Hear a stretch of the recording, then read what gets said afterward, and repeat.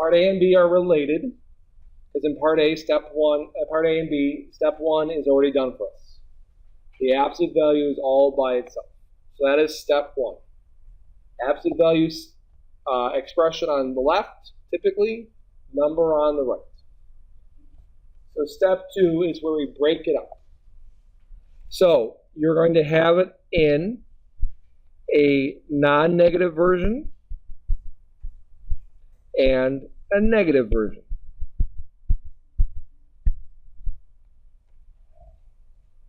Notice what I did was I replaced the absolute value of x with either x or negative x. You may have seen this before and been taught to put the negative on the other side. Totally fine. That will always work with equations.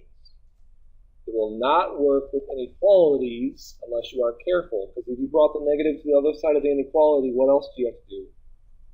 Flip the sign. So I'm going to only show you keeping the negative on the left-hand side and then moving it over later, because I want you to remember to always flip the sign, because if you don't, there goes the problem.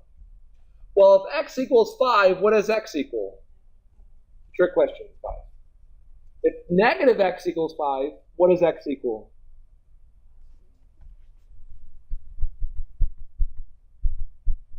Good. So for what values of x do you have an absolute value that equals 5? Negative 5 and 5. Or for me, you could just say x equals negative 5, comma 5. That's fine.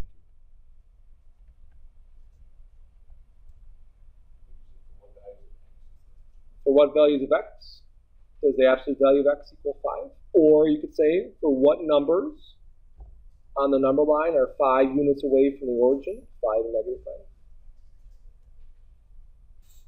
Great. Part B. It's already isolated.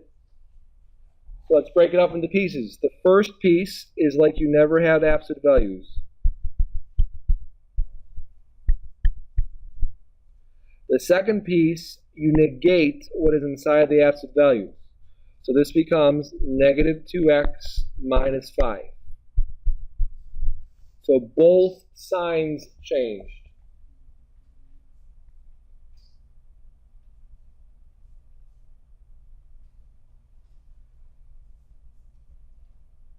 Step 3, solve as normal. So for the first one, what do we do with the 5?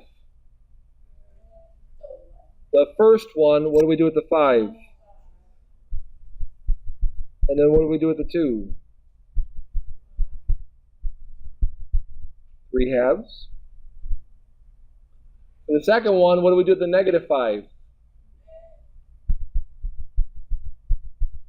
And the negative 2?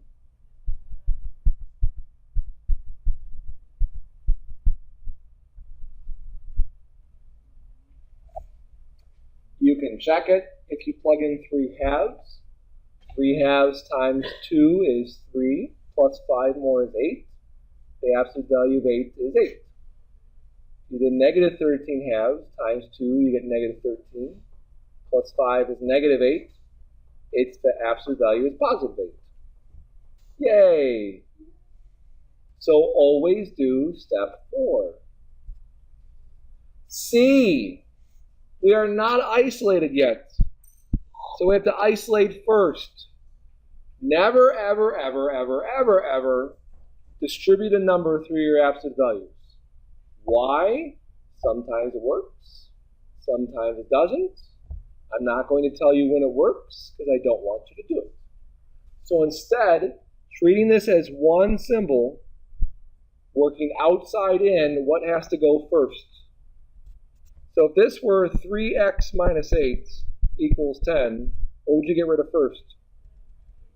You would add 8 to both sides.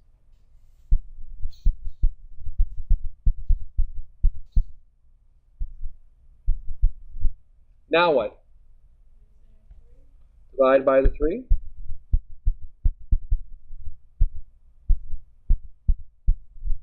So don't distribute a number through your absolute values.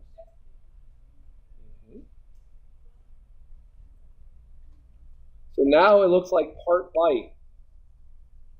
All right, break it up. What does the first piece look like? Good. With a lot of enthusiasm. And what's the second one?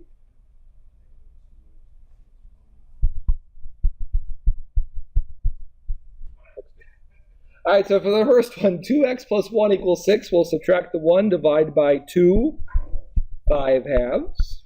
How about the second one? Add 1, divide by negative 2. What do you get? Good. Oh, that was poorly done.